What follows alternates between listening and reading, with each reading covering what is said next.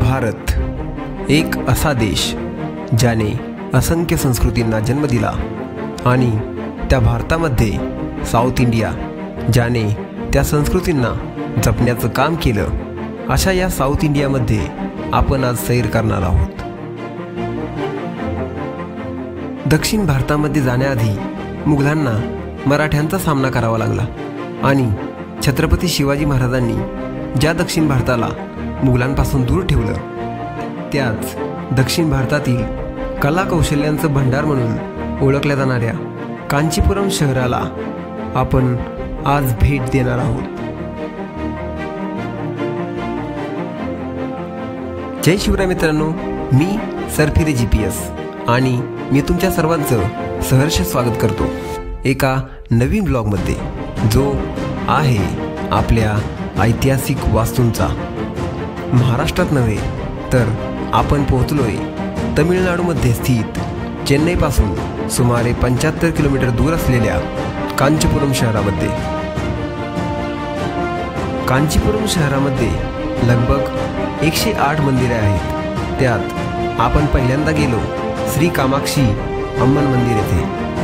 हे एक प्राचीन हिंदू मंदिर ज्याचे बांधकाम सुमारे 6व्या शतकात पल्लव राजाने केले असे मानले जाते। हे मंदिर प्रामुख्याने कामाक्षी व तिच्यानंतर विष्णूला तिच्या वराहाच्या रूपात समर्पित आहे। कामाक्षी देवीची पूजा या मंदिरात 5 रूपात केली जाते। त्यापैकी एक सोन्याची मूर्ती जी कांचीपुरमच्या मुस्लिम आक्रमणामुळे तंजावरला सुद्धा नेण्यात आली होती। शेकडो पारंपरिक मंदिरे आहेत या शहरात, पण या मंदिराशिवाय इतर कोणतेही देवीचे मंदिर या शहरामध्ये नाही। ही आश्चर्याची गोष्ट आहे आणि या वस्तुस्थितीसाठी या शहराच्या आणि या मंदिराच्या विविध दंतकथा आपल्याला ऐकायला भेटतात।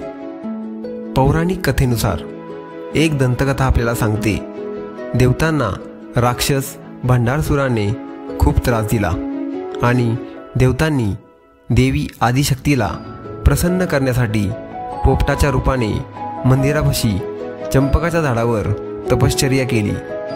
देवतांच्या तपश्चर्येला देवीने प्रसन्न होऊन भिला दरवाजातून प्रकट होऊन भंडारसुराचा वध केला। भिला कशाच्या झाडाकडे जाणारा भिला दरवाजा आज सुद्धा गर्भगृहात असणाऱ्या तप कामाक्षी मंदिरासमोरच दिसतो।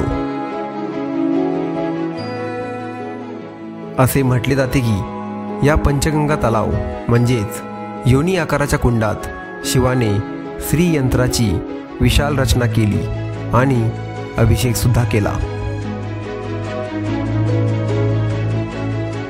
या मंदिराचे क्षेत्रफळ सुमारे 5 एकर आहे। मंदिराच्या गर्भगृहात बसलेल्या स्थितीत कामाक्षीची मूर्ती आहे आणि शिव, विष्णू तसेच ब्रह्मा यांची त्रिमूर्ती विराजमान आहे। मंदिरात रोज पहाटे 5 वाजता कर्णा वाजवून देवतेची पूजा होते। मंदिरामध्ये फोटोग्राफीसाठी सक्त मनाई आहे, पण ते नक्षीकाम, ती श्रद्धा जर अनुभवायची असेल तर आपल्याला तिथे भेटच द्यावी लागणार। व्हिडिओमध्ये या मंदिराचा इतिहास दाखवण्याचा मी प्रयत्न केला। जर आवडला असेल तर लाईक करा, शेअर करा, सबस्क्राईब करा। जय हिंद, जय महाराष्ट्र, जय शिवराय।